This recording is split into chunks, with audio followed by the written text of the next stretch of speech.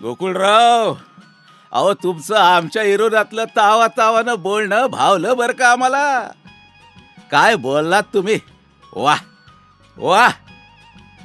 पण काय आहे, तुमचं विरोधात असणं काय पटत नाही बघा मनाला. म्हणजे तुमचं विरोधातलं बोलणं ऐकलं की नरड्यातून घोट खाली उतरत नाही, घास सुद्धा अडकतोय. बोलावं लागतं. कायम शेपूट घालून बसणं पक्षाला धोक्याचं नाही का होणार? विरोधक म्हणलं की ओरडणं आलंच. तुम्ही विरोधात असताना काय कमी ओरडायचे का हो? आमचं ओरडणं शोभत होतं गोकुळराव. तुमच्या पक्षात किती गाळ भरला होता हे उभ्या महाराष्ट्राला माहित होतं. 5 वर्ष होऊन गेली दिल्लीच्या मशिनी चालू आहेत, पण अजून साफसफाई नाही झाली पूर्ण. तुमचं नशीब की तुम्ही जीवलग मित्र आमचे, त्यामुळे तुम्हाला प्रेमपत्र नाही पाठवलं आम्ही. तुमचं मस्त चाललंय हो. सत्ता कोणाचीही असो, भोगता तुम्ही मिळूनच. पण आम्ही अजून किती वर्ष आंदोलनच करत राहायची? याच्याकडं जावा किंवा तुमच्याकडं, जागा वाटण्यापासून अन्याय होतो आमच्यावर. जनतेसाठी आम्ही कायम रस्त्यावर येतो. हे बघा, यावेळी मनासारख्या जागा नाही मिळाल्या तर आमचा पक्षच संपून जाईल.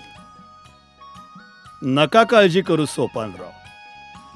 काहीही झालं तरी आम्ही सत्तेत येणार. तुमचा विचार सकारात्मक करू यावेळी. एक गोष्ट दोघेही लक्षात ठेवा, जनतेच्या नजरेत आपल्याला आपल्या भूमिका चोख बजवाव्या लागतील. शेवटी आपण सगळे एकच आहोत हे जनतेच्या लक्षात अजून 100 वर्षे तरी येणार नाही. सभागृहात सभेत एकमेकांवर आगपाखड करणारे सगळेच राजकारणी त्यांच्या सोयीनुसार एकत्र येतात आणि सत्ता भोगतात.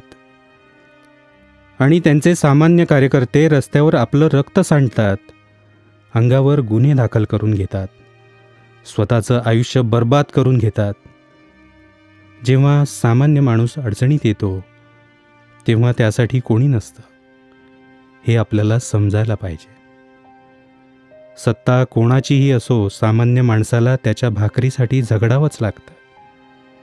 मग का आपण इतकं घट्ट धरून बसतो पक्षाला, त्यांच्या विचारधारेला? पोटाला विचारधारा नसते भावांनो, पोटाला भाकरीच लागते, आणि ती कोणी आणून देणार नाही आपल्याला. भाकरी मिळवण्यासाठी, सन्मानानं जगण्यासाठी आपलं आपल्यालाच उभं राहावं लागणार. नेत्यांची गुलामी करण्यापेक्षा, त्यांच्या सतरंज्या उचलण्यापेक्षा स्वतःचं आयुष्य समृद्ध करण्यासाठी कष्ट करा. कार्यकर्ता म्हणून जगण्यापेक्षा आणि कार्यकर्ताच म्हणून मरण्यापेक्षा स्वाभिमानानं जगणं कधीही चांगलं. निस्वार्थपणे जनतेसाठी आपलं आयुष्य व्यतीत करणारी, आमिषाला बळी न पडता तत्वनिष्ठ राहणारी चांगली माणसं आजही आहेत राजकारणात. पण लांडग्यांच्या कळपात शेळी चुकल्यासारखी अवस्था आहे त्यांची. देखावा नाही, हार तुरे नाही, हलग्या नाही, गर्दी नाही, कालवा गोंधळ नाही, VIP जगणं नाही, वागणं नाही, फक्त संवाद या हृदयाचा त्या हृदयाशी.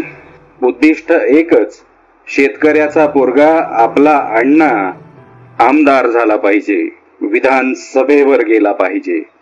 जातीपातीचं राजकारण नाही, केवळ जनतेच्या समस्या सोडवण्यासाठी, शेतकऱ्यांचा, तरुणांचा, गावचा, शहराचा विकास साधण्यासाठी कटिबद्ध असलेला कळकळीचा, जिव्हाळ्याचा आपला माणूस.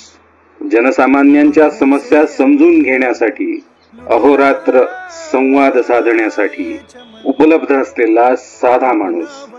शेतावर, गावातल्या मंदिरात, गावोगावी मुक्काम करून सर्वसामान्यांच्या समस्या जाणून घेणारा एकमेव माणूस आपला अण्णासाहेब दराडे. विजयी